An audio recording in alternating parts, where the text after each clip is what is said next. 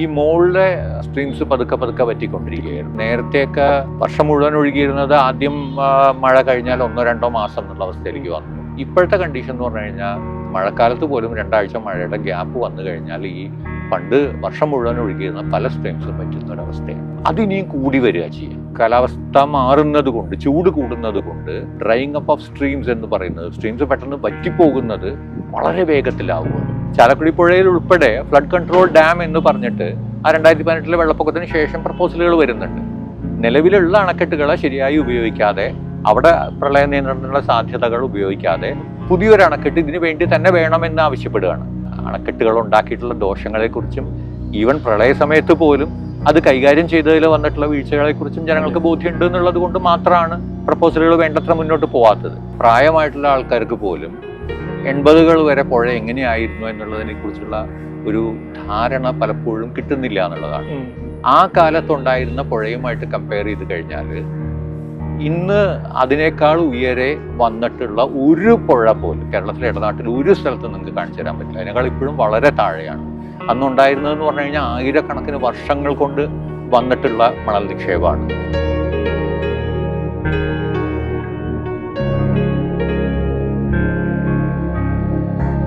International river ഫൗണ്ടേഷന്റെ ആഭിമുഖ്യത്തിൽ 2005 മുതൽ സെപ്റ്റംബർ മാസത്തിലെ അവസാന ഞായറാഴ്ചയാണ് ലോക നദീദിനമായി ആചരിക്കുന്നത്. എന്നാൽ കേരളത്തിലാകട്ടെ കേരള നദീ സംരക്ഷണ സമിതിയുടെ നേതൃത്വത്തിൽ 1999 മുതൽ ഒക്ടോബർ മാസം 3-ാം തീയതിയാണ് നദീദിനമായി ആചരിക്കാറുള്ളത്. ഈ വർഷത്തെ നദീദിനത്തിൻ്റെ സംസ്ഥാനതല പരിപാടി നടക്കുന്നത് ചാലക്കുടി പുഴയുടെ തീരത്തുള്ള ചാലക്കുടി നഗരത്തിൽ വെച്ചാണ്. നമുക്കറിയാം, ചാലക്കുടി പുഴയുടെ ഈ തീരങ്ങൾ പുഴ സംരക്ഷിക്കുന്നതിനായിട്ടുള്ള ഒട്ടേറെ ജനകീയ മുന്നേറ്റങ്ങൾ നടന്നിട്ടുള്ള ഒരു പ്രദേശമാണ്.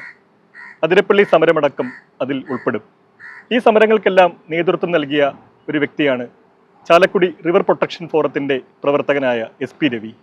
ഈ നദീദിനത്തിൽ നമുക്കൊപ്പം പങ്കുചേരുന്നത് പുഴ സംരക്ഷണ പ്രവർത്തകനും പരിസ്ഥിതി പ്രവർത്തകനുമായ SP രവിയാണ്. നമസ്കാരം. ഈ 2018 ശേഷം ചാലക്കുടി പുഴയുടെ തീരത്തെത്തുമ്പം എപ്പോഴും ഓർമ്മ വരുന്നത് 2018 പ്രളയകാലമാണ്.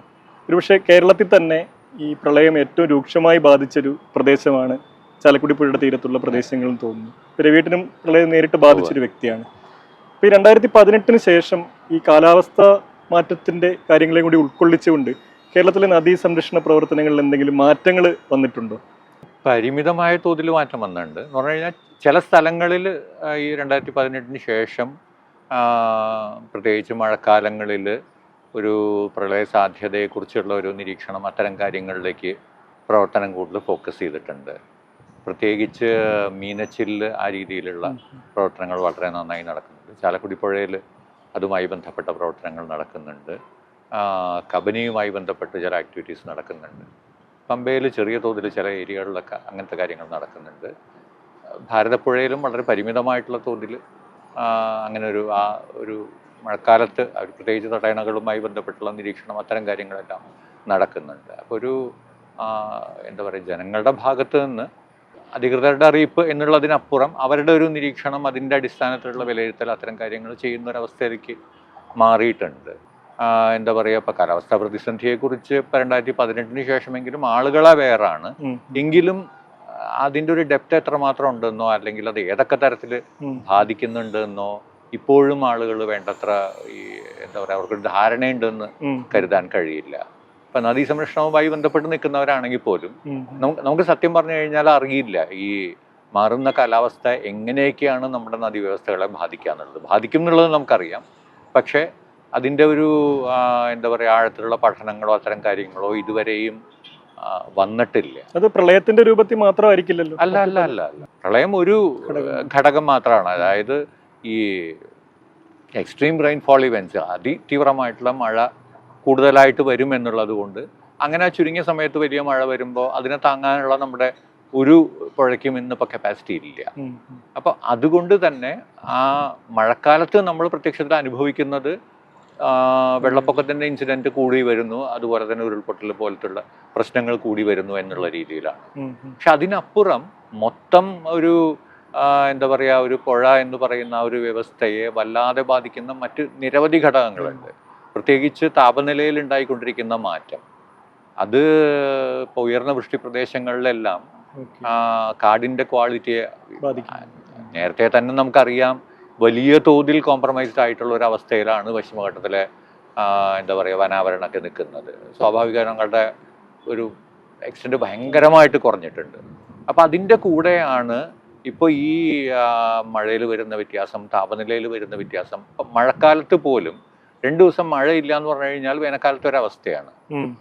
ഇപ്പോൾ പണ്ടൊക്കെ എന്ന് പറഞ്ഞു കഴിഞ്ഞാൽ ഈ നല്ല വേനൽ വന്നു കഴിഞ്ഞാൽ ഇപ്പോൾ ഈ ഷോളയാർ പോലുള്ള കാടുകളിൽ ഒരു 29 ഡിഗ്രി 30 ഡിഗ്രി പരമാവധി വന്നാലായി. ആ അവസ്ഥയിൽ നിന്ന് മാറിയിട്ട് ഇപ്പം മഴക്കാലത്ത് 2 ദിവസം മഴ പെയ്തില്ലെങ്കിൽ പോലും ആ ടെമ്പറേച്ചർ അവിടെ വരികയും അത് നീരൊഴുക്കിനെ ബാധിക്കുന്നുണ്ട്. അങ്ങനെയാണ് അത് നീരൊഴുക്കിനെ ബാധിക്കും. അത് നീരൊഴുക്കിനെ മാത്രമല്ല ബാധിക്കുക, അത് ജൈവ വൈവിധ്യത്തെ ബാധിക്കും. മറ്റേ പല ഘടകങ്ങൾ പുഴയുമായി ബന്ധപ്പെട്ട് ഡയറക്റ്റ് തന്നെ വെള്ളവുമായി ബന്ധപ്പെട്ട് തന്നെ നമുക്കത് ഈ എന്താ പറയുക, ഇപ്പം മഴ കഴിയുമ്പോൾ വളരെ പെട്ടെന്ന് മണ്ണ് ഡ്രൈ ആകുന്ന ഒരവസ്ഥ വരികയാണ്. അപ്പോൾ നേരത്തെ പഴയ കഥ എടുത്തു കഴിഞ്ഞാൽ ശരിക്കും കേരളത്തിലെ ഒട്ടുമിക്ക പുഴകളും വേനൽക്കാലത്തും ഒഴുകിയിരുന്നതാണ്. പെരിനിയലായിരുന്നു, വർഷം മുഴുവൻ ഒഴുകുന്ന പുഴകളാണ് നമുക്കുണ്ടായിരുന്നത്. അതിന്റെ പ്രധാന കാരണം എന്ന് പറയുന്നത് ഈ പശ്ചിമഘട്ട മലനിരകളും അവിടെ ഉണ്ടായിരുന്ന കാടുകളും തന്നെയാണ്. അപ്പോൾ അതിന് കുറേ മാറ്റം വന്നിട്ടുണ്ട്. നമുക്കൊരു 10-200 വർഷത്തെ ചരിത്രമുണ്ട് ഈ വനമേഖലയിലെ ഇടപെടലുകളുടെ ഇതായിട്ട്. 1820കളിലൊക്കെയാണ് ശരിക്ക് എന്താ പറയുക ഒരു മരം വെട്ടൽ നമ്മൾ ആ രീതിയിലൊരു തുടങ്ങിയിട്ടുള്ളത്. അപ്പം ആദ്യഘട്ടത്തിൽ എന്ന് പറഞ്ഞു കഴിഞ്ഞാൽ തേക്കാണ് സ്റ്റാർട്ട് ചെയ്തത്.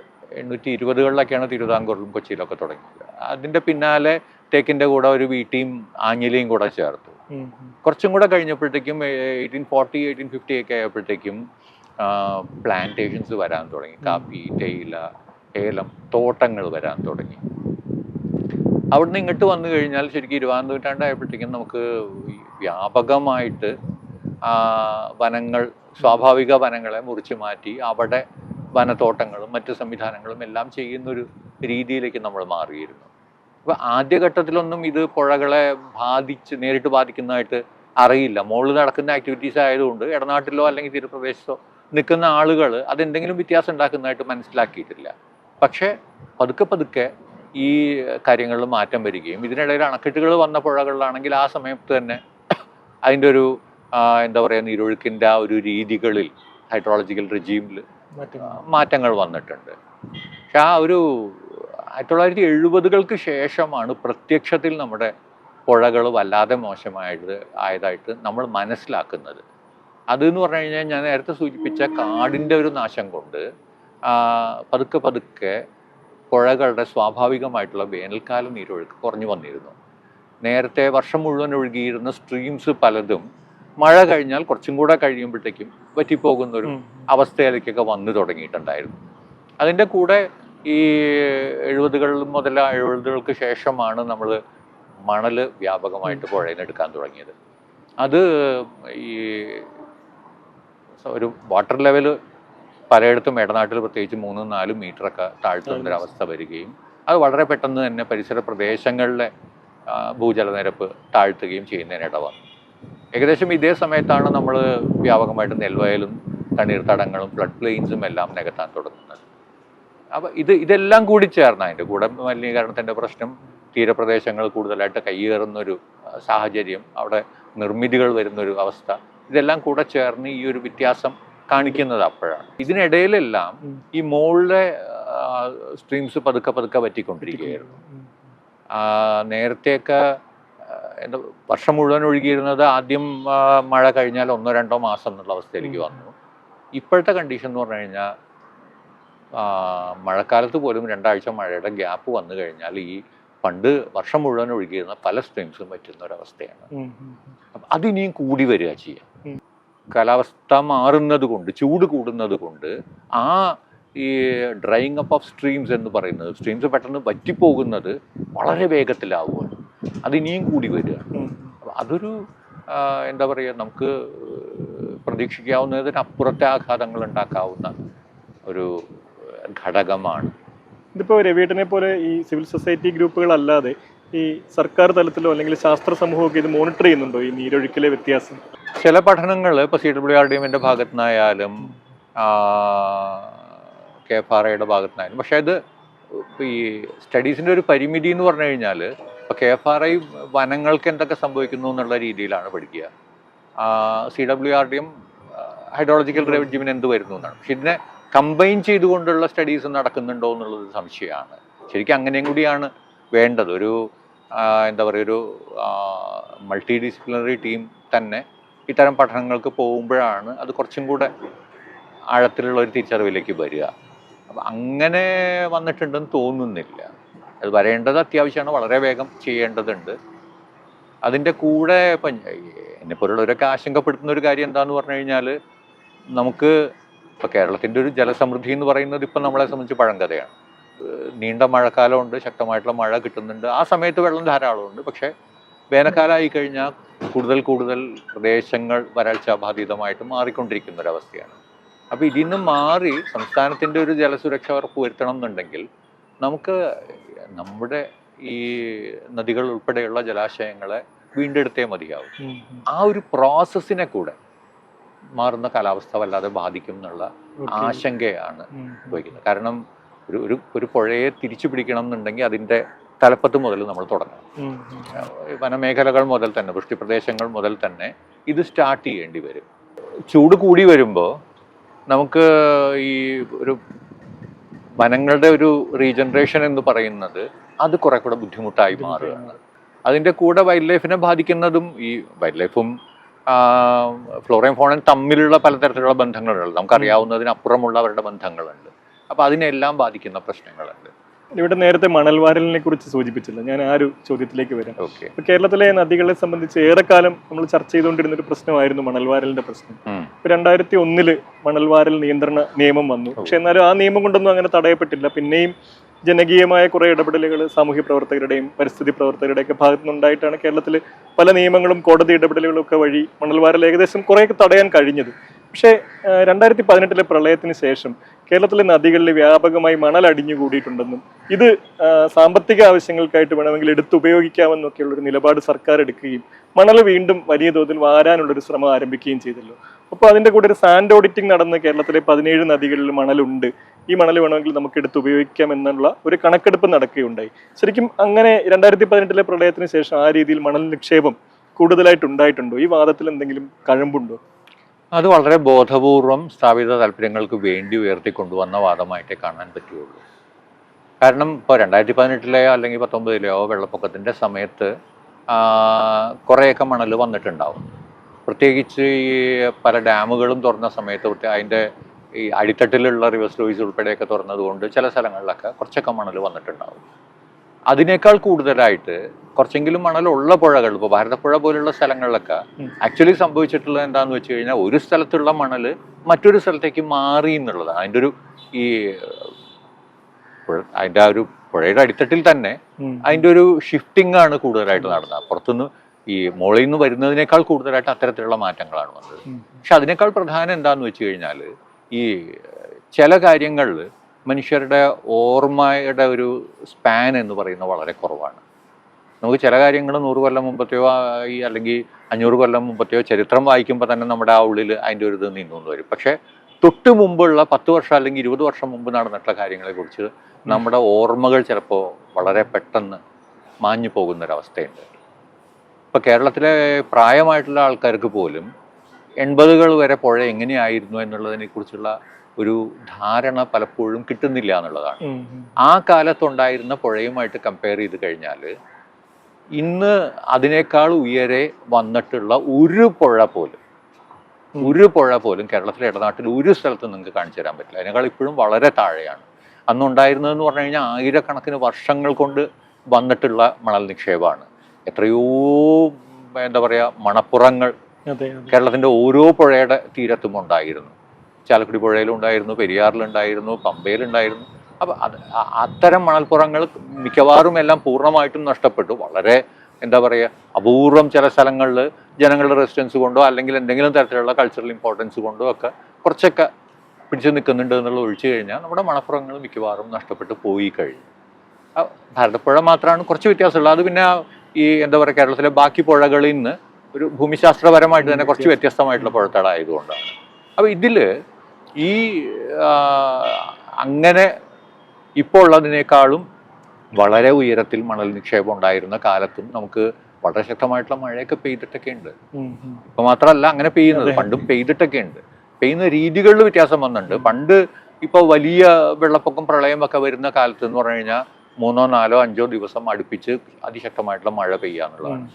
ഇപ്പോൾ അതിൽ തന്നെ പെയ്യുന്ന സമയത്തിന്റെ ഒരു ഇന്റൻസിറ്റി വല്ലാതെ കൂടുന്നുണ്ട്. അതായത് ഈ മേഘവിസ്ഫോടന സമാനമായിട്ടുള്ള മഴ കേരളത്തിലും വന്നുകൊണ്ടിരിക്കുന്നു എന്നുള്ളൊരു സാഹചര്യമുണ്ട്.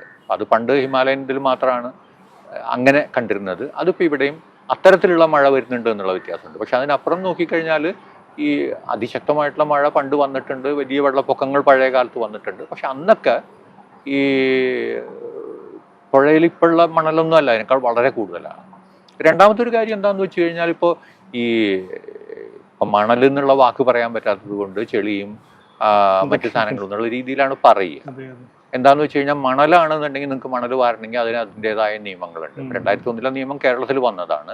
അതിനുശേഷം 2016 2020 എല്ലാം കേന്ദ്ര സർക്കാർ മണൽ വാരുന്നതിന് കൃത്യമായ ഗൈഡ് ലൈൻസ് കൊണ്ടുവന്നിട്ടുണ്ട്. 2 സെറ്റ് ഓഫ് ഗൈഡ് ലൈൻസ് 2016 ആദ്യം വന്നത്. പിന്നെ അതിൽ കുറച്ചും കൂടെ കാര്യങ്ങൾ ചേർത്തുകൊണ്ട് ഇത് രണ്ടും കൂടെ ചേർത്ത് വെച്ച് നോക്കണം എന്നുള്ള രീതിയിൽ ഗൈഡ് ലൈൻസ് വന്നിട്ടുണ്ട്. അപ്പം അതിൻ്റെ അടിസ്ഥാനത്തിലാണ് ഇപ്പോൾ ഈ ഡിസ്ട്രിക്ട് സർവേ റിപ്പോർട്ട് എന്നുള്ള രീതിയിൽ ഒരു ജില്ലയിലുള്ള എല്ലാ പുഴകളുടെയും മണലിൻ്റെ ലഭ്യതയും മറ്റു കാര്യങ്ങളെക്കുറിച്ചുള്ള പഠന റിപ്പോർട്ടുകൾ തയ്യാറാക്കിയിട്ടുള്ളത്. അപ്പോൾ പഠന റിപ്പോർട്ടുകൾ പൂർണ്ണമായിട്ടും ആ ഗൈഡ് ലൈൻസിനനുസരിച്ചാണ് തയ്യാറാക്കിയതെന്ന് പറയാൻ കഴിയില്ല. അത് ഓഡിറ്റിംഗ് ആണോ? അതെ അതെ അതെ. നേരത്തെ ഈ 2001 കേരളത്തിലെ നിയമപ്രകാരം സാൻഡ് ഓഡിറ്റിംഗ് ആണ് ചെയ്യേണ്ടത്. ആദ്യഘട്ടത്തിലൊക്കെ അങ്ങനെയാണ് ചെയ്തിട്ടുള്ളത്. തുടക്കത്തിലൊക്കെ സാൻഡ് ഓഡിറ്റിംഗ് എന്ന് പറഞ്ഞു കഴിഞ്ഞാൽ അതൊരു വളരെ സൂപ്പർഫിഷ്യൽ ആയിട്ടുള്ള സാധനമായിരുന്നു. അതിനുശേഷം 2012-13 സമയത്ത് ഈ ആ സമയത്തൊരു കുറച്ചും കൂടെ ഡെപ്തിലുള്ള സാൻഡ് ഓഡിറ്റിംഗ് നടക്കുകയുണ്ടായിരുന്നു. അന്ന് സെസ് അതിനുള്ള ഗൈഡ് ലൈൻസ് ഒക്കെ കൊണ്ടുവന്നിട്ട് പല ഏജൻസീസാണ് ആ സമയത്ത് ചെയ്തിട്ടുണ്ടായിരുന്നത്. അത് കുറച്ചും കൂടെ മിക്കവാറും ഒരു എന്താ പറയുക, ഈ പുഴയുടെ 250 മീറ്ററോ അല്ലെങ്കിൽ 500 മീറ്ററോ ഇടയ്ക്കുള്ള പ്രൊഫൈൽസ് ഒക്കെ എടുത്തുകൊണ്ട് അങ്ങനെ അളന്ന് തന്നെ സാൻഡ് ഓഡിറ്റിംഗ് നടത്തിയിട്ടുള്ളൊരു കണ്ടീഷനുണ്ട്. ഇപ്പോൾ സാൻഡ് ഓഡിറ്റിംഗ് പോലുമല്ല, അതിനപ്പുറം കുറെ കൂടെ ആഴത്തിലുള്ള പഠനമാണ്. ഒരു ജില്ലയുടെ മൊത്തം എന്നുള്ള രീതിയിലാണ് പ്ലാൻ വരേണ്ടത്. അതിനാണ് ഡിസ്ട്രിക്ട് സർവേ റിപ്പോർട്ട് എന്നുള്ള ഇത് പറയുക. അപ്പോൾ ആ ഡിസ്ട്രിക്ട് സർവേ റിപ്പോർട്ടിന്റെ അടിസ്ഥാനത്തിലാണ് മണലിന്റെ ലഭ്യത കണക്കാക്കുകയും വാരാവുന്ന മണലുണ്ട് എന്നുണ്ടെങ്കിൽ പിന്നീട് അത് ഈ മറ്റേ ഈ SCIAക്ക് അനുമതിക്ക് വേണ്ടി അപേക്ഷ സമർപ്പിക്കുക. അങ്ങനെയാണോ ഈ 17 നദികളിൽ ഉണ്ടെന്നുള്ള ലിസ്റ്റ് വരുന്നത്? ഉണ്ടെന്നുള്ള ലിസ്റ്റ് ഈ പഠനങ്ങളുടെ അടിസ്ഥാനത്തിലാണ്. അപ്പം അതിൽ ഈ ഏതൊക്കെ SCIAയുടെ മുമ്പിൽ എത്തിയിട്ടുണ്ട് എന്നുള്ളത് അറിയില്ല. അപ്പം അടുത്ത സ്റ്റെപ്പ് എന്ന് പറയുന്നത് അവരുടെ അടുത്തേക്ക് പോവാണ്. അപ്പം ഇതിന് കുറേ ഗൈഡ് ലൈൻസ് ഉണ്ട്. ശരിക്കും ഈ പറഞ്ഞ 2016 20 ഗൈഡ് ലൈൻസ് പ്രകാരം ആദ്യം ഈ പഠനം നടക്കണം. അതിനുശേഷം ഇവരൊരു കമ്മിറ്റി ഉണ്ടാക്കിയിട്ട് ആ കമ്മിറ്റി മണൽ വാരാമെന്ന് പറയുന്ന സൈറ്റുകളെല്ലാം വിസിറ്റ് ചെയ്യണം. ഇതിനെ സംബന്ധിച്ചുള്ള ഒരു പബ്ലിക് കൺസൾട്ടേഷൻ ഉണ്ടാവണം. ഇത്തരം കാര്യങ്ങളെല്ലാം ചെയ്യണം എന്നാണ്. പുഴയിൽ ഇപ്പോൾ ഒരു ജലസേചന പദ്ധതി ഉണ്ട്, അല്ലെങ്കിൽ തടയണയുണ്ട്, അതൊക്കെ ഉണ്ടെന്നുണ്ടെങ്കിൽ അതിൻ്റെ ഒരു നിശ്ചിത മുകളിലും താഴെയുമായിട്ടൊരു നിശ്ചിത ദൂരം മണൽ വാരാൻ പാടില്ല എന്നുള്ളതുണ്ട്. അതുപോലെ തന്നെ പുഴയുടെ 2 തീരങ്ങളിൽ നിന്നും നിശ്ചിത അകലത്തിൽ പാടില്ല. അപ്പം അതിനിടയിലുള്ള സ്ട്രെച്ചിൽ മാത്രമാണ് മണൽ വാരാൻ പറ്റുന്നത്. അങ്ങനെ കൃത്യമായിട്ട് നിങ്ങൾക്ക് എവിടെ നിന്നൊക്കെ മണലെടുക്കാം, എവിടെ നിന്നൊക്കെ എടുക്കാൻ പാടില്ല, ഇത് രണ്ടും മാപ്പ് ചെയ്യണം എന്നാണ് കണക്ക്. ഇവർ ആക്ച്വലി ചെയ്തിരിക്കുന്നത് എടുക്കാവുന്ന സ്ഥലം എന്നുള്ള രീതിയിൽ മാപ്പ് ചെയ്യണം, എടുക്കാൻ പാടില്ലാത്ത സ്ഥലം മാപ്പ് ചെയ്തിട്ടില്ല. അപ്പോൾ എടുക്കാൻ പാടില്ലാത്ത സ്ഥലം കൂടെ മാപ്പ് ചെയ്യുമ്പോഴാണ് നമുക്ക് അത് എത്രമാത്രം ശാസ്ത്രീയമാണെന്ന് മനസ്സിലാവുള്ളൂ. ഇപ്പം ഇന്ന സ്ഥലങ്ങളിൽ ലിഫ്റ്റ് ഇറിഗേഷൻ പദ്ധതികളുണ്ട്, ഇന്ന സ്ഥലങ്ങളിൽ കുടിവെള്ള പദ്ധതികളുണ്ട്, ഇന്ന സ്ഥലങ്ങളിൽ തടയണകളുണ്ട്. ഇത് കൃത്യമായിട്ട് മാർക്ക് ചെയ്യുകയും അതിൻ്റെ ഇത്ര ഡിസ്റ്റൻസ് എന്ന് പറഞ്ഞിട്ട് അവിടെ വരാൻ പറ്റില്ല എന്നുള്ളത് ചെയ്യുകയും കൂടെ ചെയ്തിരുന്നെങ്കിൽ ഒരുപക്ഷെ ഇപ്പം കണക്കാക്കിയ മണൽ കിട്ടില്ല. സമ്മർ വാട്ടർ ലെവലിനേക്കാൾ മുകളിൽ നിൽക്കുന്ന എവിടെയൊക്കെ മുകളിൽ മണൽ കണ്ടാലും അത് എടുക്കാവുന്നതാണ് എന്നുള്ളൊരു കാഴ്ചപ്പാടാണ് എടുക്കുന്നത്. പക്ഷേ പുഴയുടെ ഒരു ഹിസ്റ്റോറിക്കൽ ലെവൽ എന്തായിരുന്നു, സമ്മർ വാട്ടർ ലെവൽ എന്തായിരുന്നു എന്നുള്ളതിനെക്കുറിച്ച് തീർത്തും എന്താ പറയുക അവഗണിക്കുകയാണ് ചെയ്യുന്നത്. ഞാൻ നേരത്തെ പറഞ്ഞ 1980-കൾക്ക് മുമ്പുണ്ടായിരുന്ന ബെഞ്ച് മാർക്ക് അടിസ്ഥാനത്തിലാണ് ശരിക്കും ചെയ്യേണ്ടത്. ഇപ്പൊ വരുന്നത് എന്താന്ന് വെച്ച് കഴിഞ്ഞാൽ ഈ പുഴയെ സംബന്ധിച്ച് പുഴ ഒഴുകുന്നതിന് അതിനൊരു ഗ്രേഡിയന്റ് വേണം. മുകളിൽ നിന്ന് താഴേക്കാണ് ഒഴുകേണ്ടത്. പക്ഷെ ഇപ്പോൾ മിക്ക പുഴയും എടുത്തു കഴിഞ്ഞാൽ, പുഴയുടെ അടിത്തട്ട് എടുത്തു കഴിഞ്ഞാൽ കടലിൽ നിന്നൊരു 20-30 കിലോമീറ്ററോ അല്ലെങ്കിൽ ചില സ്ഥലങ്ങളിലെങ്കിൽ അതിനേക്കാൾ കൂടുതലോ സ്ഥലം പുഴയുടെ അടിത്തട്ടും കടലിൻ്റെ ലെവലും തുല്യമോ അതിനേക്കാൾ താഴെയോ ആണ്. അവിടെ സ്ലോപ്പ് ഇല്ല. ശരിക്കും മണൽ വാരി താഴ്ന്നു പോയിട്ട് അവിടെ താഴേക്ക് ഒഴുകാവുന്ന ഒരു സ്ലോപ്പ് ഇല്ല. അങ്ങനെ ഈ ഓഡിറ്റിംഗ് നടത്തുമ്പം ചെയ്തിരുന്ന ഒരു മെത്തഡോളജി എന്ന് പറഞ്ഞാൽ സമ്മർ വാട്ടർ ലെവലാണ് നോക്കിയിരുന്നത് അല്ലേ? അതെ, സമ്മർ വാട്ടർ ലെവലിനേക്കാൾ മുകളിൽ നിൽക്കുന്ന മണൽ എന്നുള്ള അങ്ങനെയാണ് അടയാളപ്പെടുത്തുന്നത്. അപ്പൊ അത് ശരിക്കും അങ്ങനെ അത്ര കാര്യമായിട്ട് കിട്ടാൻ ബുദ്ധിമുട്ടാണ് പലയിടത്തും. പ്രത്യേകിച്ച് തീരങ്ങളോട് ചേർന്നാണ് കുറച്ചൊക്കെ പലയിടത്തും കാണുക. ഇപ്പൊ നടുക്ക് തുരുത്ത് പോലെയൊക്കെ കാണുന്നിടത്താണ് അല്ലാണ്ട് അവൈലബിൾ ആവുള്ളൂ. അങ്ങനെ അല്ലാത്ത സ്ഥലങ്ങളിലൊക്കെ ഈ ശരിക്കും ഈ പറഞ്ഞ ഗൈഡ് ലൈൻസ് വെച്ച് പരിശോധിച്ചുകൊണ്ട് നമ്മളത് നോക്കിക്കഴിഞ്ഞാൽ എത്ര സ്ഥലത്ത് വരാൻ പറ്റും എന്നുള്ളത് സംശയമാണ്. റൂം ഫോർ റിവർ എന്നൊക്കെയാണല്ലോ സർക്കാർ പദ്ധതിക്ക് പറയുന്നത്. അത് നദീ സംരക്ഷണ പ്രവർത്തകർ അതിനെ എങ്ങനെയാണ് നോക്കിക്കാണുന്നത്, റൂം ഫോർ റിവർ എന്നുള്ള ആ ഉദ്യമത്തെ? റൂം ഫോർ റിവർ എന്നുള്ളത് സത്യത്തിൽ നെതർലാൻഡ്സിലെ ഒരു കൺസെപ്റ്റാണ്. പക്ഷെ അതില് അവര് ഈ എന്താ പറയുക, പുഴയ്ക്ക് ഒഴുകാനുള്ള സ്പേസ് കൊടുക്കുക എന്നുള്ളതാണ് ഉദ്ദേശിക്കുന്നത്. ആ സ്പേസ് എന്ന് പറഞ്ഞു കഴിഞ്ഞാൽ ആഴത്തിൽ താഴ്ത്തിയിട്ടല്ല സ്പേസ് ഉണ്ടാക്കുക. ഇപ്പൊ അവര് തന്നെ പറയുന്നതനുസരിച്ചാണെങ്കിൽ ഇപ്പോൾ ഡ്രഡ്ജിങ് പോലെയുള്ള കാര്യങ്ങൾ അഴിമുഖത്തോട് ചേർന്ന് ചെയ്യാം. നമുക്ക് അഴിമുഖത്ത് മണലടിഞ്ഞ് ബ്ലോക്ക് ആവുന്ന ഒരു കണ്ടീഷൻ ഉണ്ടെങ്കിൽ അവിടെ ചെയ്യാം, കടലിലേക്കുള്ളൊരു ഇത് സ്മൂത്ത് ആക്കാനായിട്ട്. അല്ലാതെ ഇടയിലുള്ള സ്ഥലങ്ങളിലല്ല ഇത് ചെയ്യേണ്ടത്. ഇടയിലുള്ള സ്ഥലങ്ങളിൽ നിങ്ങൾ റൂം ഫോർ റിവർ ചെയ്യുകയാണെന്നുണ്ടെങ്കിൽ വേണ്ടത് പുഴ തീരങ്ങൾ കയ്യേറിയിട്ടുണ്ടെന്നുണ്ടെങ്കിൽ അത് റീക്ലെയിം ചെയ്യുക, ഫ്ലഡ് പ്ലെയിൻസ് പോയിട്ടുണ്ടെന്നുണ്ടെങ്കിൽ അത് റീക്ലെയിം ചെയ്യുക, അത്തരത്തിലുള്ള കാര്യങ്ങളാണ്. അത് പക്ഷെ അത്ര എളുപ്പമല്ല എന്നുള്ളത് കൊണ്ട് അതിന് ചെയ്യാതിരിക്കുകയും ഇടനാട്ടിൽ പോലും പുഴ താഴ്ത്തുകയും ചെയ്യുകയാണ്. മാത്രമല്ല ഈ റൂം ഫോർ റിവർ എന്ന് പറയുന്നത് സത്യത്തിൽ ഇപ്പോൾ നെതർലാൻഡ്സിന്റെ ഒരു ഇത് നോക്കി നമുക്കറിയാം, സമുദ്രനിരപ്പിനേക്കാൾ താഴെയുള്ള പ്രദേശമാണ്. അപ്പൊ കുട്ടനാടിന് അവിടുത്തെ മോഡൽ ഒരു പക്ഷേ ചേരും. അപ്പൊ മറ്റു സ്ഥലങ്ങളിലേക്ക് നെതർലാൻഡ്സ് മോഡൽ ആണോ ചേരുക എന്ന് ചോദിച്ചു കഴിഞ്ഞാൽ അത് സംശയമാണ്.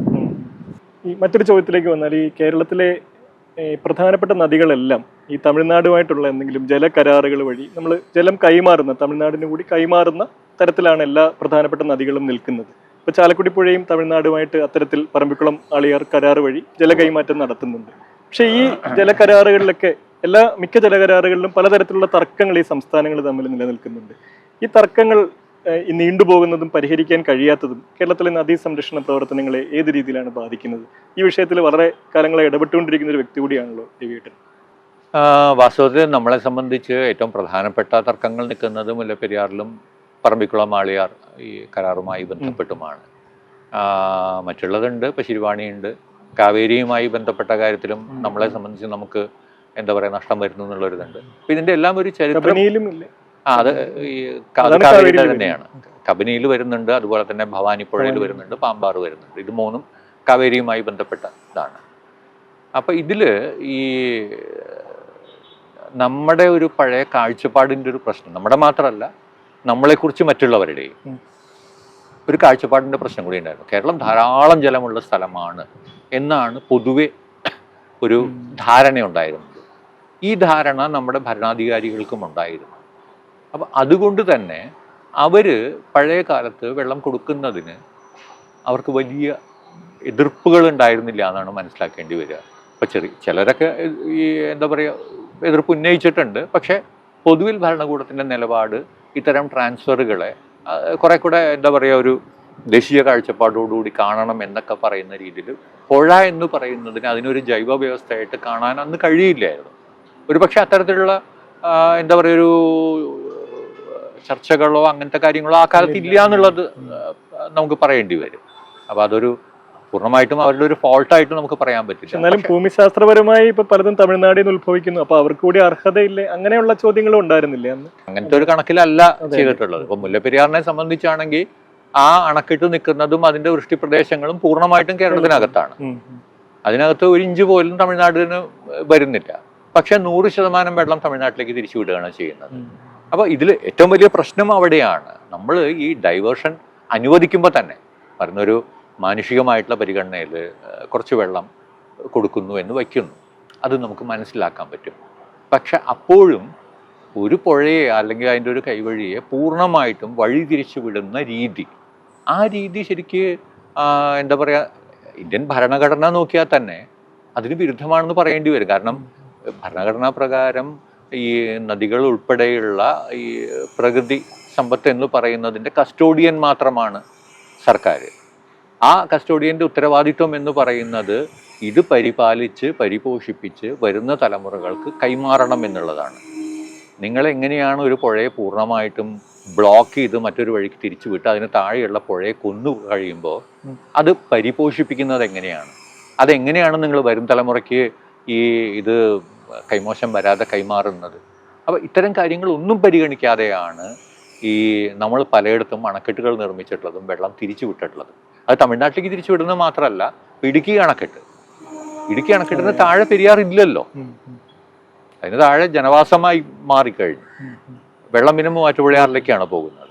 അപ്പോൾ അത്തരത്തിലുള്ള ഒരു ടോട്ടൽ ഡൈവേർഷൻ എന്ന് പറയുന്ന ആ ഒരു പഴയ രീതി അത് തികച്ചും തെറ്റായിരുന്നു.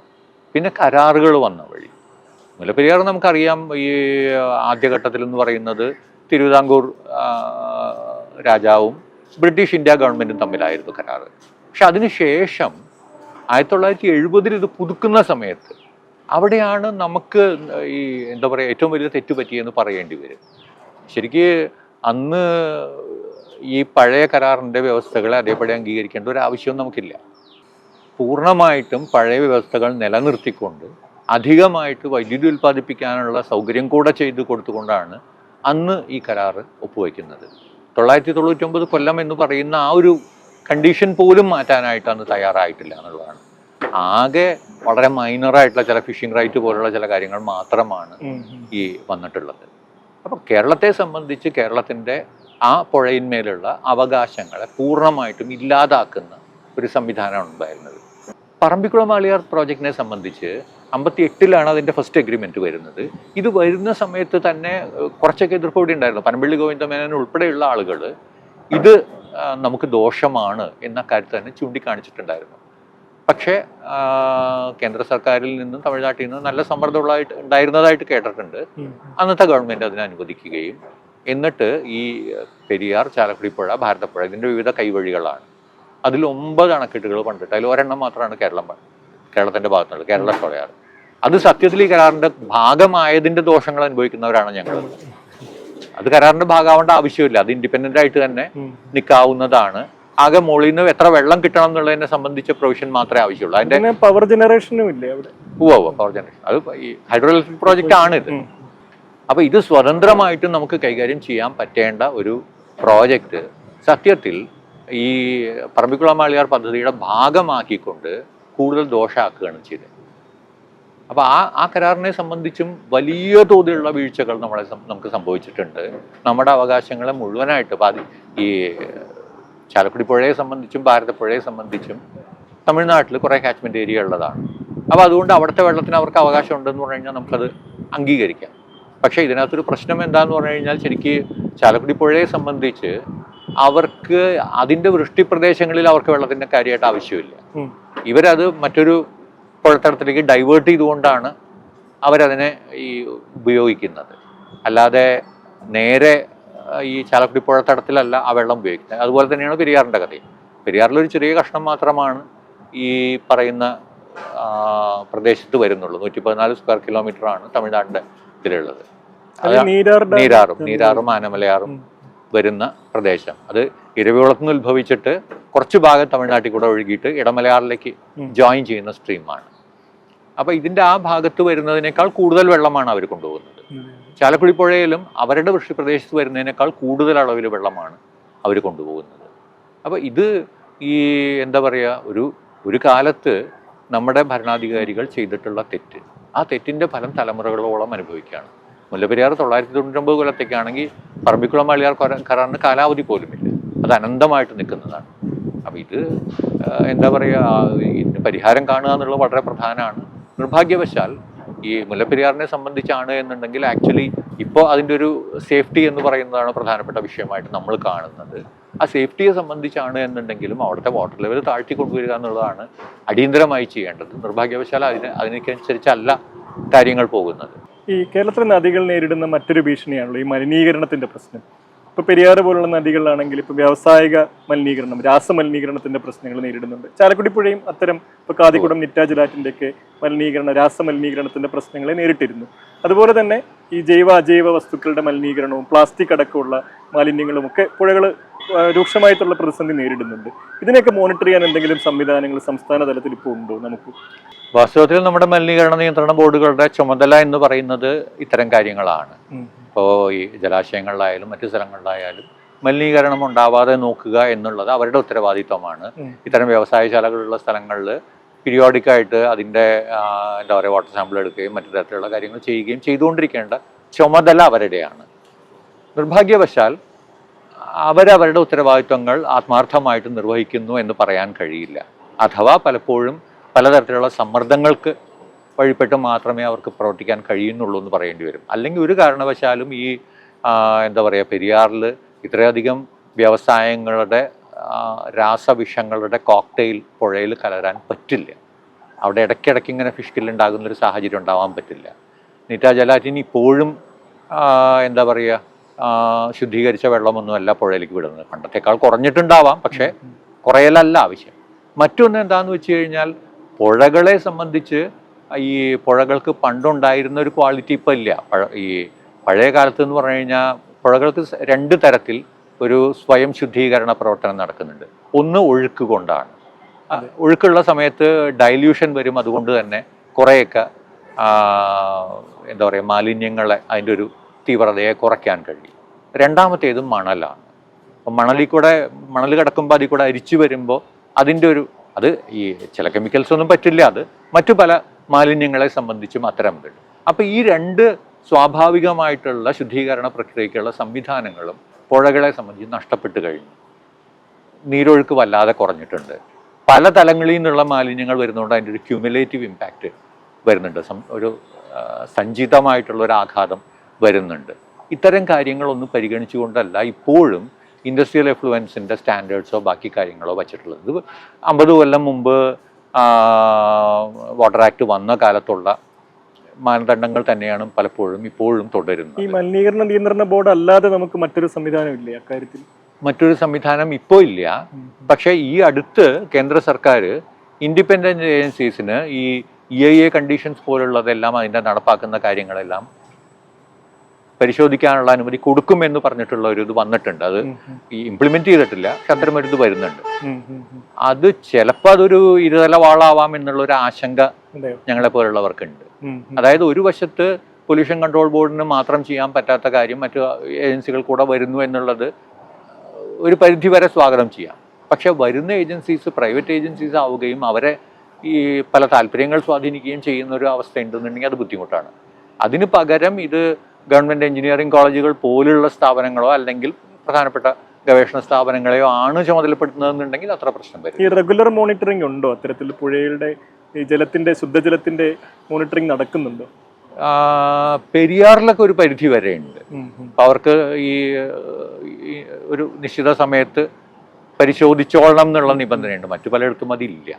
ഇവിടെ ഒന്നും അങ്ങനെ അത്ര കൃത്യമായിട്ട് നടക്കുന്നുണ്ടെന്ന് പറയാൻ പറ്റില്ല. അല്ലെങ്കിൽ വാട്ടർ അതോറിറ്റിക്ക് അവരുടെ പമ്പിംഗ് സ്റ്റേഷനോടനുബന്ധിച്ച് അവർക്ക് ചെയ്യേണ്ട കാര്യങ്ങളുണ്ട്. അല്ലാതെ മൊത്തം പുഴ എന്നുള്ള രീതിയിൽ ഒരു പുഴ ഈ ശരിക്കൊരു എന്താ പറയുക ഓരോ പുഴയെ സംബന്ധിച്ചും ആ പുഴയുടെ സ്പെസിഫിക് ആയിട്ടുള്ള ലൊക്കേഷൻസ് ഐഡൻറ്റിഫൈ ചെയ്തുകൊണ്ട് വർഷത്തിൽ 3 തവണയെങ്കിലും മൊത്തമായിട്ട് തന്നെ സാമ്പിൾസ് എടുത്തുകൊണ്ട് വാട്ടർ ക്വാളിറ്റി നോക്കുകയും ആ റിപ്പോർട്ട് എന്നിട്ട് പൊതുജനങ്ങൾക്ക് മനസ്സിലാവുന്നതില്ല. അതിൻ്റെ ഈ സാങ്കേതിക കാര്യങ്ങൾ മാത്രമല്ല അതിൻ്റെ ഇൻ്റർപ്രിട്ടേഷൻ ഉൾപ്പെടെയുള്ള കാര്യങ്ങൾ പബ്ലിഷ് ചെയ്യുകയും ചെയ്യുന്നൊരു സാഹചര്യമാണ് സത്യത്തിൽ ഉണ്ടാവേണ്ടത്. അപ്പോൾ നമുക്ക് നമ്മുടെ പുഴകളുടെ ആരോഗ്യത്തെക്കുറിച്ചുള്ള ഒരു വ്യക്തമായിട്ടുള്ള ധാരണ വരും. ഇപ്പോഴത്തെ അവസ്ഥയിൽ എന്ന് പറഞ്ഞു കഴിഞ്ഞാൽ നമുക്ക് ഓരോ പുഴയുടെയും തലപ്പത്തുനിന്ന് മുതൽ പലതരത്തിലുള്ള മലിനീകരണങ്ങൾ വരികയാണ്. ഈ പല പുഴകളുടെയും മുകളിൽ നമുക്ക് കാപ്പിത്തോട്ടങ്ങൾ, തേയിലത്തോട്ടങ്ങൾ, ഏലമൊക്കെയാണ്. ഏലത്തിനൊക്കെ വല്ലാതെ വിഷം അടിക്കുന്നൊരവസ്ഥയാണ്. തേയിലാണെങ്കിലും അങ്ങനെ തന്നെയാണ്. അപ്പോൾ അവിടുന്ന് മുതലേ മലിനീകരണം വരുന്നുണ്ട്. ഇപ്പോൾ ഈ പശ്ചിമഘട്ട മേഖല മുഴുവൻ വിനോദസഞ്ചാരത്തിന് വേണ്ടി തുറന്നു കൊടുക്കുന്നൊരവസ്ഥയുണ്ട്. അതുമായി ബന്ധപ്പെട്ട കാര്യങ്ങൾ വരുന്നുണ്ട്. താഴെ വരുമ്പോഴും അഗ്രികൾച്ചറൽ ഇത് വരുന്നുണ്ട്. പ്രത്യേകിച്ച് രാസകൃഷിയുമായി ബന്ധപ്പെട്ട കാര്യങ്ങൾ വരുന്നുണ്ട്. നഗരമാലിന്യങ്ങൾ ഇപ്പോൾ കൂടുതലായിട്ട് പുഴകളിലേക്ക് വരുന്നുണ്ട്. പ്രത്യേകിച്ച് അതിൻ്റെ ഒരു കാരണം എന്ന് പറഞ്ഞു കഴിഞ്ഞാൽ ഇപ്പോൾ ഒരു 1970-കൾ വരെ കേരളത്തിലെ മനുഷ്യർ ഏതെങ്കിലും പുഴയിലോ തോടിലോ കുളത്തിലോ ആണ് കുളിച്ചിരുന്നതും വസ്ത്രം അലക്കിയിരുന്നതും. അപ്പം അന്ന് നിരന്തരം ഈ പുഴയെ കാണുന്നൊരവസ്ഥ ഉണ്ടായിരുന്നു. പുഴത്തീരത്ത് എന്താ പറയുക, സായാഹ്നങ്ങൾ ചെലവഴിക്കുക, മണപ്പുറത്ത് പന്ത് കളിക്കുക, അത്തരത്തിൽ പുഴയുമായിട്ടൊരു ജൈവ ബന്ധം അന്നുണ്ടായിരുന്നു. പതുക്കെ പതുക്കെ അത് അകന്നു പോയി. അപ്പം ഈ ഒരു എന്താ പറയുക, ഈ കണ്ണകലുമ്പോൾ മനസ്സകലും എന്ന് പറയുന്നൊരവസ്ഥയുണ്ടല്ലോ. അപ്പം ആ ഒരു സാഹചര്യം പുഴയെ സംബന്ധിച്ച്, പുഴയുമായിട്ടുള്ള ഒരു ബന്ധം നഷ്ടപ്പെട്ടു പോയതും കൂടെ ഈ ആളുകൾ മലിനീകരിക്കുന്നതിനോട് പ്രതികരിക്കാതിരിക്കുന്നതിന് കാരണമാവും. പക്ഷെ അതേസമയം കേരളത്തിൽ ഇപ്പോൾ ജലജന്യ രോഗങ്ങളൊക്കെ കൂടി വരുന്ന ഒരു അവസ്ഥ കൂടി കഴിഞ്ഞ വർഷമൊക്കെ ഉണ്ടായിരുന്നു. ഒരുപാട് പഞ്ചായത്തുകളിൽ മഞ്ഞപ്പിത്തം പോലുള്ള രോഗങ്ങൾ കൂടി വരുന്നു. ഇത് പമ്പിംഗ് സ്റ്റേഷനുകളിലടക്കം ഉള്ള പ്രശ്നങ്ങളുടെ ഒരു കാരണമായിട്ട് വരുന്നുണ്ടോ? ശരിക്കും പുഴ മലിനീകരണത്തിന്റെ ഒരു പ്രശ്നമായിട്ട് നമുക്ക് ഇതിനെ കാണാൻ കഴിയുമോ? വരുന്നുണ്ട്, തീർച്ചയായിട്ടും വരുന്നുണ്ട്. പുഴ മലിനീകരണം ഉൾപ്പെടെയുള്ള പുഴയുണ്ടാവും, ചില സ്ഥലങ്ങളിൽ അല്ലാത്ത ചില ജലാശയങ്ങളായിരിക്കും. പുഴകളെ ആയിരിക്കല്ലോ പലപ്പോഴും കുടിവെള്ള പദ്ധതികൾ ആശ്രയിക്കും. മേജർ കുടിവെള്ള പദ്ധതികൾ മിക്കവാറും അതാണ് ചെയ്യുന്നത്. ഇപ്പൊ ക്ലോറിനേഷൻ കൊണ്ട് ഈ എല്ലാ പ്രശ്നങ്ങളെയും പരിഹരിക്കാൻ കഴിയില്ലല്ലോ. അപ്പൊ അതിനപ്പുറമുള്ള ട്രീറ്റ്മെന്റ് അപൂർവമേ ഉണ്ടാവുള്ളൂ. മറ്റൊന്നെന്താ വെച്ചാൽ ഈ പെസ്റ്റിസൈഡ് റെസിഡ്യൂ ഒന്നും ഇത്തരം ഒരു ട്രീറ്റ്മെന്റിലും പോകുന്നുമില്ല. അത് പരിശോധിക്കുക എന്ന് പറയുന്നത് എളുപ്പമല്ല, കാരണം അത് ഭയങ്കര ചെലവുള്ളതാണ്. അതുകൊണ്ട് തന്നെ അതിനൊന്നും എപ്പോഴും ചെയ്യാൻ പറ്റില്ല. തദ്ദേശ സ്വയംഭരണ സ്ഥാപനങ്ങൾക്ക് തന്നെ എന്തെങ്കിലും തരത്തിലുള്ള ഒരു മോണിറ്ററിംഗ് നടത്താനുള്ള ഒരു അധികാരം കിട്ടിയാൽ നന്നാവില്ലേ? അപ്പോൾ അങ്ങനെ ഈ ഒരു സാഹചര്യത്തിൽ പ്രത്യേകിച്ച് ഈ പമ്പിംഗ് ഒക്കെ പലപ്പോഴും തദ്ദേശ സ്വയംഭരണ സ്ഥാപനങ്ങളുടെ ചുമതലയിൽ വരുന്ന കാര്യങ്ങളാണല്ലോ. അപ്പോൾ അങ്ങനെ അതിനുള്ള സാധ്യതയുണ്ടോ കേരളത്തിൽ? സത്യത്തിൽ കേരളത്തിലാണ് അതിനുള്ള സാധ്യതയുള്ളത്. കാരണം എന്തൊക്കെ പറഞ്ഞാലും ഇന്ത്യയിലെ മറ്റേത് സംസ്ഥാനത്തെക്കാളും തദ്ദേശ സ്വയംഭരണ സ്ഥാപനങ്ങൾ ശക്തമായിട്ടുള്ള ഈ സംവിധാനം കേരളത്തിലാണ്. മാത്രമല്ല അവർക്ക് പൊതുസമൂഹമായിട്ട് ബന്ധമുണ്ട്, അവർക്ക് ബന്ധപ്പെടാതിരിക്കാൻ കഴിയില്ല. അപ്പോൾ അതുകൊണ്ട് തന്നെ അവരുടെ ഉത്തരവാദിത്വത്തിൽ അത് വന്നു കഴിഞ്ഞാൽ അത് നല്ലത് തന്നെയാണ്. പക്ഷെ അതിനനുസരിച്ചുള്ള ഫണ്ടും കൂടെ വെക്കണം എന്ന് മാത്രം. ഈ വാട്ടർ ക്വാളിറ്റി അസസ്മെന്റിനുള്ള ഇപ്പോൾ പൊതുവെ ഫണ്ട് കട്ട് ചെയ്യുന്ന ഒരു സമയമാണല്ലോ. അപ്പോൾ അങ്ങനെ വരുമ്പോൾ അവർ പ്രയോറിറ്റി കൊടുക്കില്ല. അപ്പോൾ അത്തരം കാര്യങ്ങൾ കൂടെ ചെയ്യണമെങ്കിൽ നല്ലതായിരിക്കും. മറ്റൊരു കാര്യത്തിലേക്ക് വന്നാൽ ഈ അണക്കെട്ടുകളുടെ ഭീഷണി കേരളത്തിൽ ഏതാണ്ട് ഒഴിഞ്ഞുപോയി എന്ന് നമുക്ക് പറയാൻ കഴിയുമോ? അത് ചോദിക്കാൻ കാരണം പ്രത്യേകിച്ച് KSEB തന്നെ ഇപ്പോൾ കുറേ കാലങ്ങളായിട്ട് അതിരപ്പള്ളിയെക്കുറിച്ച് അങ്ങനെ അധികം സംസാരിക്കുന്നില്ല. ഏതാണ്ട് ഭീഷണി ഒഴിഞ്ഞു പോയി എന്നുള്ളൊരു തോന്നൽ പൊതുവിൽ നിലനിൽക്കുന്നുണ്ട്. KSEB തന്നെ മറ്റൊരു വശത്ത് ഇപ്പോൾ ചെറുകിട ആണവ നിലയങ്ങളിലേക്കൊക്കെ മാറിയ വാർത്തകൾ നമ്മൾ കാണുന്നുണ്ട്. അപ്പോൾ അണക്കെട്ടുകൾ ഇനി കേരളത്തിലെ പുഴകൾക്കൊരു ഭീഷണിയായി വരാനുള്ള സാധ്യതയുണ്ടോ? ഏറെക്കാലം അതിരപ്പള്ളി പദ്ധതിക്കെതിരെ പോരാട്ടം നയിച്ച ഒരാളെന്ന രീതിയിൽ എന്താണ് തോന്നുന്നത്? ഭീഷണി പൂർണ്ണമായിട്ട് ഒഴിഞ്ഞു എന്ന് ഞാൻ കരുതുന്നില്ല. പക്ഷേ ഈ പൊതുസമൂഹത്തിൻ്റെ എതിർപ്പിനെ കുറിച്ച് ഈ അണക്കെട്ടുമായി ബന്ധപ്പെട്ട് നിൽക്കുന്ന ആൾക്കാർക്ക് ധാരണയുണ്ട്. അതുകൊണ്ട് തന്നെ അവർ അധികം സമ്മർദ്ദം ചെലുത്താതിരിക്കുകയും ലോ പ്രൊഫൈലായിട്ട് നിൽക്കുകയും ചെയ്യുന്നുണ്ട്. പക്ഷെ അതിനിടയിൽ തന്നെ കിട്ടുന്ന ഏതൊരു അവസരവും പുതിയ പ്രപ്പോസലുകളുമായിട്ട് വരാനായിട്ട് നിൽക്കുന്നുണ്ട്. എത്രയോ പ്രപ്പോസലുകൾ ഇപ്പോഴും നിൽക്കുന്നുണ്ട്. ഇപ്പോൾ ചാലക്കുടി പുഴയിൽ ഉൾപ്പെടെ ഫ്ലഡ് കൺട്രോൾ ഡാം എന്ന് പറഞ്ഞിട്ട് 2018 വെള്ളപ്പൊക്കത്തിന് ശേഷം പ്രപ്പോസലുകൾ വരുന്നുണ്ട്. നിലവിലുള്ള അണക്കെട്ടുകളെ ശരിയായി ഉപയോഗിക്കാതെ, അവിടെ പ്രളയ നിയന്ത്രണത്തിനുള്ള സാധ്യതകൾ ഉപയോഗിക്കാതെ പുതിയൊരു അണക്കെട്ട് ഇതിനു വേണ്ടി തന്നെ വേണമെന്ന് ആവശ്യപ്പെടുകയാണ്. അപ്പോൾ വെള്ളപ്പൊക്കത്തിൻ്റെ ഭീഷണി നിൽക്കുന്ന ആളുകളെ കുറച്ചൊക്കെ തെറ്റിദ്ധരിപ്പിക്കാനോ അവരെ കൊണ്ട് ഇതിനെ അനുകൂലമാക്കാനോ കഴിയുമെന്നുള്ളൊരു പ്രതീക്ഷയിലാണ് അത് ചെയ്യുന്നത്. പക്ഷെ അപ്പോഴും ഈ എന്താ പറയുക, ഇത് അണക്കെട്ടുകൾ ഉണ്ടാക്കിയിട്ടുള്ള ദോഷങ്ങളെക്കുറിച്ചും ഈവൻ പ്രളയ സമയത്ത് പോലും അത് കൈകാര്യം ചെയ്തതിൽ വന്നിട്ടുള്ള വീഴ്ചകളെക്കുറിച്ചും ജനങ്ങൾക്ക് ബോധ്യമുണ്ട് എന്നുള്ളത് കൊണ്ട് മാത്രമാണ് ആ പ്രപ്പോസലുകൾ വേണ്ടത്ര മുന്നോട്ട് പോവാത്തത്. പക്ഷേ ഏതെങ്കിലും സമയത്ത് പൊതുസമൂഹത്തിൻ്റെ ഭാഗത്തു നിന്നുള്ള ഒരു ജാഗ്രതയിൽ കുറവ് വന്നു കഴിഞ്ഞാൽ വീണ്ടും ഈ ഭീഷണി വരും എന്ന് തന്നെയാണ് ഞാൻ കരുതുന്നത്. ആദ്യം നമ്മൾ സംസാരിച്ച സമയത്ത് വീണ്ടും പറഞ്ഞല്ലോ, ഇപ്പം കേരളത്തിലെ നദികൾ മൺസൂൺ കാലത്ത് മാത്രം ഒഴുകുന്ന നദികളായി മാറിയിട്ടുണ്ട്. വർഷം മുഴുവൻ ഒഴുകുന്ന ഒരു രൂപത്തിൽ നിന്ന് മൺസൂൺ കാലത്ത് മാത്രമാണ് ഇപ്പം പുഴകൾ ഒഴുകുന്നത്. ഇത് വലിയ രീതിയിൽ ബാധിച്ചത് ഈ താഴ്ത്തടങ്ങളിൽ ഉപ്പുവെള്ളം കയറുന്ന ഒരു പ്രശ്നം താഴ്ത്തടങ്ങളിലുള്ള പ്രദേശങ്ങളെ വലിയ രീതിയിൽ ബാധിച്ചിട്ടുണ്ടല്ലോ. ഇത് കാരണം നമ്മൾ പലപ്പോഴും ഇപ്പോൾ തടയണകൾ വഴി ഇത് തടയാനായിട്ട് ശ്രമിക്കുന്നുണ്ട്. പക്ഷേ ചാലക്കുടി പുഴയിലടക്കം ഇപ്പോൾ കണക്കങ്കടവ് റെഗുലേറ്ററിന് മുകളിലേക്ക് ഉപ്പുവെള്ളം കയറുന്ന ഒരു സ്ഥിതിയുണ്ട്. ഇത് ഭാവിയിൽ വലിയ ദോഷമായി മാറാൻ സാധ്യതയുണ്ട്. എന്താണ് ഇതിനൊരു പരിഹാരമായിട്ട് കാണാൻ കഴിയുന്നത്? തീർച്ചയായിട്ടും ഈ ഒരു വെള്ളം കയറുന്നത് വലിയ പ്രശ്നം തന്നെയാണ്. അപ്പോൾ അഴിമുഖത്തോട് ചേർന്ന് തടയണകൾ പണിയാന്നുള്ളത് തന്നെയാണ് താൽക്കാലികമായിട്ട് അതിന് ചെയ്യാൻ പറ്റുക. അത് നേരത്തെയൊക്കെ മണൽ ബണ്ടാണ് ഇട്ടിരുന്നത്. പലയിടത്തും പിന്നീട് അത് റെഗുലേറ്ററോ അല്ലെങ്കിൽ റെഗുലേറ്റർ കം ബ്രിഡ്ജോ അത്തരം സംവിധാനങ്ങളിലേക്ക് മാറി എന്നുള്ളതാണ്.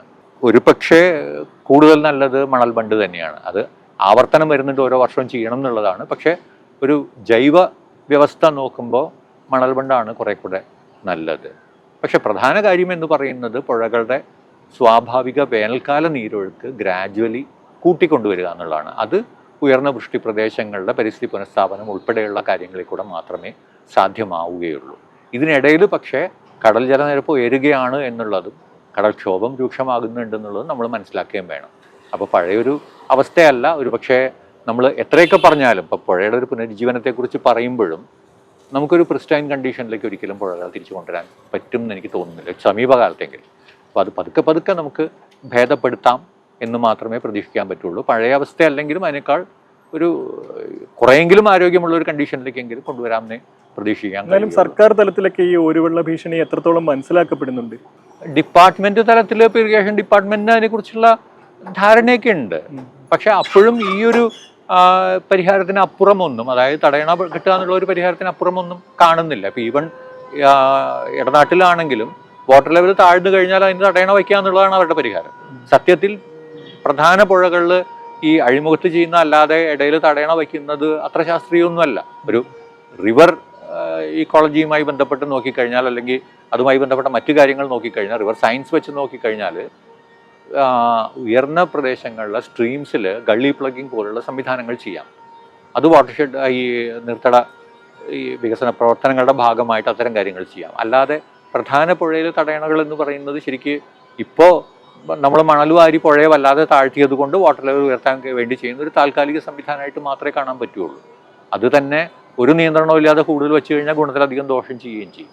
2018 പ്രളയകാലത്തിന് ശേഷം ഈ ചാലക്കുടി പുഴത്തടത്തിൽ നടന്ന ഒരു പ്രധാനപ്പെട്ട പ്രവർത്തനമായിരുന്നു ഈ പ്രളയ സാധ്യത മുന്നറിയിപ്പുകൾ കൃത്യമായിട്ട് നൽകുന്ന വാട്സപ്പ് ഗ്രൂപ്പുകൾ, ഈ ജാഗ്രതാ സമിതികൾ, ഇതൊക്കെ കൃത്യമായിട്ട് ഏകോപിപ്പിക്കുന്ന നിരവധി പ്രവർത്തനങ്ങൾ നടന്നിട്ടുണ്ടായിരുന്നല്ലോ. ഇപ്പോൾ രവിയേട്ടൻ തന്നെ ഇപ്പോൾ IMDയുടെ റഡാറുകളൊക്കെ കൃത്യമായിട്ട് മോണിറ്റർ ചെയ്ത് മഴ എത്രത്തോളം പെയ്യും, മഴ പെയ്താൽ എത്രത്തോളം ഡാമുകളിൽ വെള്ളം കൂടും, അതനുസരിച്ച് പുഴയിൽ എത്രത്തോളം വെള്ളം കൂടാൻ സാധ്യതയുണ്ട്, ഡാമുകൾ എപ്പം തുറക്കണം, എപ്പോഴാണ് വെള്ളം റിലീസ് ചെയ്യേണ്ടത്, ഇതൊക്കെ നിങ്ങൾ കൃത്യമായിട്ട് മോണിറ്റർ ചെയ്യുകയും ഒരു ജനകീയമായ ഒരു കൂട്ടായ്മ ഇത് മോണിറ്റർ ചെയ്യുന്നതിന് വേണ്ടി രൂപപ്പെടുകയൊക്കെ ചെയ്യുണ്ടായി. ഇപ്പോൾ വെള്ളം തുറന്നു വിട്ടില്ലെങ്കിൽ സമരം നടത്തുന്നു, അല്ലെങ്കിൽ കളക്ടറെ ഈ കാര്യങ്ങൾ ബോധ്യപ്പെടുത്തുന്നു. അത്തരം ഒരുപാട് പ്രവർത്തനങ്ങൾ ജനകീയമായിട്ട് തന്നെ ചാലക്കുടി പുഴ തീരത്ത് പ്രളയശേഷം ഏകോപിപ്പിച്ച് നടക്കുന്നുണ്ട്. ഇത് കേരളത്തിലെ മറ്റ് സ്ഥലങ്ങളിൽ നടക്കുന്നുണ്ടോ, അല്ലെങ്കിൽ ഇത് വേറൊരു തരത്തിൽ ഇത്തരം ജനകീയ സമിതികൾക്ക് എന്തെങ്കിലും ഒരു സ്ട്രക്ചർ ഉണ്ടാക്കി എല്ലാ സ്ഥലത്തും ഇത്തരം പ്രവർത്തനങ്ങൾ കൊണ്ടുവരേണ്ട ഒരു ആവശ്യകതയുണ്ടോ? ഈ ഇവിടുത്തെ പ്രവർത്തനങ്ങളുടെ അടിസ്ഥാനത്തിലൂടെ ഒന്ന് പറയാം. ആക്ച്വലി കേരളത്തിലെ പുഴകൾ നമ്മൾ രണ്ടായിട്ട് കാണേണ്ടി വരും. അണക്കെട്ടുകളുള്ള പുഴ എന്നും ഇല്ലാത്ത പുഴ എന്നും. അണക്കെട്ടുകളുള്ള പുഴയിൽ കുറച്ചും കൂടെ കോംപ്ലക്സ് ആണ് കാര്യങ്ങൾ. ഇല്ലാത്ത പുഴകളിലാണെന്നുണ്ടെങ്കിൽ അവിടെ നമുക്ക് ശരിക്കും മഴയും അതുപോലെ തന്നെ പുഴയുടെ ജലനിരപ്പും നിരീക്ഷിച്ചുകൊണ്ട് തന്നെ ഒരു പരിധി വരെ കാര്യങ്ങൾ ചെയ്യാം. അപ്പോൾ പുഴ എന്ന് പറഞ്ഞാൽ പ്രധാന പുഴ മാത്രമല്ല, അതിലേക്ക് വരുന്ന കൈവഴികളായാലും അത്തരം കാര്യങ്ങളിൽ ഈ രണ്ട് ഘടകങ്ങൾ കൊണ്ട് തന്നെ ഒരു പരിധി വരെ വെള്ളപ്പൊക്ക സാധ്യത മനസ്സിലാക്കാനും ആളുകൾക്ക് അറിയിപ്പ് കൊടുക്കാനും കഴിയും. അത് വളരെ എഫിഷ്യൻ്റായിട്ട് മീനച്ചിലിൽ നടക്കുന്നുണ്ട്. കബനിയിലും ഒരു പരിധി വരെ അത്തരം കാര്യങ്ങൾ നടക്കുന്നുണ്ട്. കബനി അത് വയനാട് ജില്ല മൊത്തം എന്നുള്ള രീതിയിലാണ്, കബനി മാത്രമായിട്ടല്ല അവർ ചെയ്യുന്നത്. പക്ഷേ പ്രധാനമായിട്ട് വരുന്നത് കബനിയുടെ കാച്ച്മെൻ്റ് ആണെന്നുള്ളതാണ്. അപ്പോൾ അത്തരം സ്ഥലങ്ങളിലെല്ലാം ഈ പ്രവർത്തനങ്ങൾ നടക്കുന്നുണ്ട്. അത് നന്നായി തന്നെ നടക്കുന്നുണ്ട്. അത് കൂടുതൽ അപ്സ്കെയിൽ ചെയ്ത് എല്ലാ സ്ഥലങ്ങളിലേക്കും വ്യാപിക്കേണ്ടത് ആവശ്യമാണ്. അണക്കെട്ടുകളുള്ള പുഴയെ സംബന്ധിച്ചാണ് എന്നുണ്ടെങ്കിൽ അണക്കെട്ടുകളുടെ പ്രവർത്തനം കൂടെ ഇതിൻ്റെ ഭാഗമായിട്ട് വരേണ്ടതുണ്ട്. അത് വരുമ്പോൾ കുറച്ചും കൂടെ കോംപ്ലക്സ് ആണ്. അതിനകത്ത് പല വിഷയങ്ങൾ വരുന്നുണ്ട്. ഒന്ന്, ഈ കൃത്യമായിട്ട് തത്സമയം വിവരങ്ങൾ കിട്ടുക എന്നുള്ളത് വളരെ പ്രധാനമാണ്. ഇപ്പം നമുക്ക് മഴയെ ഈ IMDയുടെ സൈറ്റുകളിൽ പോയിട്ട് നമുക്ക് മഴയുടെ സാധ്യത നോക്കാം. പെയ്യുന്നത് ആളുകൾ അളക്കുമ്പോൾ നമുക്കറിയാൻ പറ്റും. പക്ഷേ റിസർവോയറുകളുടെ പൊസിഷൻ എന്താണ്, അവിടെ നിന്ന് പുറത്തേക്ക് വിടുന്നത് എന്താണെന്നുള്ള അത് ബന്ധപ്പെട്ട അധികൃതർ വിവരം തന്നാൽ മാത്രമേ അളക്കുന്നുണ്ടല്ലോ ചാലക്കുടി പുഴ തീരത്തൊക്കെ. ഇവിടെ ഞാൻ നേരത്തെ സൂചിപ്പിച്ച പോലെ നമുക്ക് കൂടുതൽ പ്രധാന ഘടകം അണക്കെട്ടുകളാണെന്നുള്ളത് കൊണ്ട് മഴയളവ് ലിമിറ്റഡ് ആണ്. ഡാമിലെ വെള്ളമാണ് നമ്മൾ പ്രധാനമായിട്ട് ചെയ്യുന്നത്. നോക്കുന്നുണ്ട്, റെപ്രസെൻറ്റേറ്റീവായിട്ട് നമ്മൾ പല സ്ഥലത്തും നോക്കുന്നുണ്ട്. പക്ഷേ ഇപ്പോൾ വയനാടാണെങ്കിലും മീനച്ചിലാണെങ്കിലും അവർ കൂടുതൽ ഫോക്കസ് ചെയ്യുന്നത് മഴയളവിനെയാണ്. അത് വലിയ തോതിൽ തന്നെ നടക്കുന്നുണ്ട്. ആ ഒരു ബേസിൻ നന്നായി സ്പ്രെഡ് ചെയ്ത് തന്നെ നടക്കുന്നുണ്ട്. അത് കൂടുതൽ സ്ഥലങ്ങളിലേക്ക് വരണം. പക്ഷേ ഓരോ സ്ഥലത്തും പ്രശ്നം എന്താണെന്ന് പറഞ്ഞാൽ ആരെങ്കിലുമൊക്കെ മുന്നിട്ടിറങ്ങാൻ വേണം. ഒരു സന്നദ്ധ പ്രവർത്തനത്തിന് തയ്യാറായി ആരെങ്കിലുമൊക്കെ അത്തരത്തിലുള്ള ഒരു സംവിധാനം മറ്റു പല സ്ഥലങ്ങളിലും വരുന്നില്ല എന്നുള്ളതാണ്. ഏതെങ്കിലും സ്പെസിഫിക് ഇഷ്യൂ ഉണ്ടെന്നുണ്ടെങ്കിൽ അതുമായി ബന്ധപ്പെട്ട് പ്രതികരിക്കാൻ ആൾക്കാർ തയ്യാറാണ്. അതിനപ്പുറം ഇത്തരം കാര്യങ്ങളിലേക്ക് വേണ്ടത്ര പങ്കാളിത്തം വരുന്നില്ല. പക്ഷേ ഇനിയുള്ള കാലത്ത് അത് വന്നേ പറ്റൂ. അവസാനമായിട്ട് ചോദിക്കട്ടെ, ലോകത്ത് പല രാജ്യങ്ങളും പുഴകളെ ഒരു ലിവിങ് എൻറ്റിറ്റി ആയിട്ട് കാണുകയും അതിനെ ഒഴുകാനും നിലനിൽക്കാനും അവകാശമുണ്ട് എന്ന് അംഗീകരിക്കുകയും ചെയ്തതായിട്ടുള്ള വാർത്തകൾ വായിച്ചിട്ടുണ്ട്. അത്തരം എന്തെങ്കിലും സാധ്യതകൾ ഇന്ത്യയിൽ നമുക്ക് നിലനിൽക്കുന്നുണ്ടോ? അത്തരം എന്തെങ്കിലും ശ്രമങ്ങൾ ഇന്ത്യയിലെ നദീ സംരക്ഷണ പ്രവർത്തകരുടെ ഭാഗത്തു നിന്നുണ്ടാകുന്നുണ്ടോ? അത്തരം ശ്രമങ്ങൾ കുറച്ച് വർഷങ്ങളായിട്ട് നടക്കുന്നുണ്ട്. ഒരു റൈറ്റ്സ് ഓഫ് റിവർ എന്നുള്ള രീതിയിൽ തന്നെ അതിനു വേണ്ടിയുള്ള ക്യാമ്പയിനും ബാക്കി കാര്യങ്ങളും നടക്കുന്നുണ്ട്. നേരത്തെ ആക്ച്വലി ഉത്തരാഖണ്ഡിൽ ഈ അവിടുത്തെ ഹൈക്കോടതിയുടെ ഭാഗത്തുനിന്ന് ഗംഗയും യമുനയും ലിവിങ് എൻറ്റിറ്റി ആണ് എന്ന് പറഞ്ഞിട്ടുള്ള വിധി വന്നിരുന്നു. നിർഭാഗ്യവശാൽ അതുമായിട്ടുള്ള അപ്പീൽ സുപ്രീം കോടതി പോയിട്ട് സുപ്രീം കോടതി അതിൻ്റെ മുകളിലടയിരിക്കുകയാണ്. അവരതിലൊരു തീരുമാനം എടുക്കാതിരിക്കുകയാണ്. അപ്പോൾ ഈ എന്താ പറയുക, ഒരു കോടതി വിധി മാത്രം പോരാ, ആ വിധി കുറെ കൂടെ പ്രായോഗികമായിട്ട് എങ്ങനെ നടപ്പാക്കാം, അതിനൊരു സാധ്യതകൾ, അത്തരം കാര്യങ്ങളെല്ലാം വേണം. ഇപ്പം ന്യൂസിലാൻഡിലാണ് എന്നുണ്ടെങ്കിൽ ഈ കോടതി വിധി വന്നെടുത്ത് അത് ഒരു ആദിവാസി സമൂഹത്തിൻ്റെ ഉത്തരവാദിത്വത്തിൽ കൂടി ഒഴുകുന്ന ഒരു പുഴയായിരുന്നു. അതുകൊണ്ട് അതിൻ്റെ കസ്റ്റോഡിയനായിട്ട് അവരെ ചുമതലപ്പെടുത്താൻ അവിടെ എളുപ്പമുണ്ടായിരുന്നു. അതുകൊണ്ട് അത്തരം കാര്യങ്ങളെല്ലാം നോക്കിയിട്ടാണ് ഇത് ചെയ്യേണ്ടത്. പക്ഷേ ചില അടിസ്ഥാന അവകാശങ്ങൾ പുഴയ്ക്കുണ്ട് എന്നുള്ളത് അംഗീകരിക്കപ്പെട്ടേ പറ്റൂ. അത് ചെയ്യുമ്പോൾ എന്താ പ്രശ്നം എന്ന് വെച്ച് കഴിഞ്ഞാൽ, ഇപ്പം നിലവിലുള്ള ജലവിനിയോഗ രീതികളിൽ ചില മാറ്റങ്ങൾ വരുത്തേണ്ടി വരും. അപ്പോൾ അതിൻ്റെതായ റെസിസ്റ്റൻസ് വരും. പക്ഷേ അത് മറികടക്കണം. തീർച്ചയായിട്ടും എന്താ പറയുക, പുഴയുടെ ആരോഗ്യം എന്ന് പറയുന്നത് സമൂഹത്തിൻ്റെ ആരോഗ്യം, നാടിൻ്റെ ആരോഗ്യവുമായി ബന്ധപ്പെട്ട് നിൽക്കുന്നതാണ്. പുഴയ്ക്ക് പുഴയുടെ ആരോഗ്യം നിലനിർത്തണമെന്നുണ്ടെങ്കിൽ അതൊരു ലിവിങ് എൻറ്റിറ്റി തന്നെയാണ്. എന്താ പറയുക, ഭൂമിയിലെ മറ്റ് പ്രകൃതി വിഭവങ്ങളിൽ നിന്നും പുഴയെ വ്യത്യസ്തമാക്കുന്നത് അതൊരു ഡൈനാമിക് സംവിധാനമാണെന്നുള്ളതുകൊണ്ടാണ്. അതൊരു എന്താ പറയുക, ഒരു ലിവിങ് ഒരു മൂവിങ് ഇതാണല്ലോ, ഒരു ഫ്ലോയിങ് വാട്ടർ ബോഡി ആണല്ലോ. പല ആവാസ വ്യവസ്ഥകളെ കോർത്തിണക്കുകയാണ്. പുഴ എന്ന് പറയുന്നത് ആസ്ട്രച്ച് അതൊരു ഇക്കോസിസ്റ്റമാണ്. പക്ഷേ അത് പല ആവാസ വ്യവസ്ഥകളെ കോർത്തിണക്കുന്നുണ്ട്. ഓരോ പ്രദേശത്തും വ്യത്യസ്തമായിട്ടുള്ള സ്വഭാവങ്ങൾ കാണിക്കുന്നുണ്ട്. അത് ഓരോ ഈ സീസണിലും വ്യത്യസ്തമായിട്ടുള്ള സ്വഭാവങ്ങൾ കാണിക്കുന്നുണ്ട്. അതുകൊണ്ട് അതിൻ്റെ ഒരു എന്താ പറയുക, പ്രാധാന്യം, അതിൻ്റെ ഒരു സൗന്ദര്യവും എല്ലാം ഒരു പക്ഷേ മറ്റു പല പ്രകൃതി വിഭവങ്ങളിൽ നിന്നും കുറച്ച് വ്യത്യസ്തമാണ്. വീട്ടും പറഞ്ഞ പോലെ അപ്പോൾ പല ആവാസ വ്യവസ്ഥകളെ കോർത്തിണക്കുന്ന പുഴകൾക്ക് ഒഴുകാനും നിലനിൽക്കാനും ഒക്കെ അവകാശമുണ്ടെന്നുള്ള കാര്യം പൊതുസമൂഹവും ഇവിടുത്തെ ഭരണ സംവിധാനങ്ങളും ഒക്കെ തിരിച്ചറിയട്ടെ എന്ന് പ്രതീക്ഷിച്ചുകൊണ്ട് നദീദിന ആശംസകൾ നേർന്നുകൊണ്ട് നിർത്തുന്നു. നന്ദി. Thank you.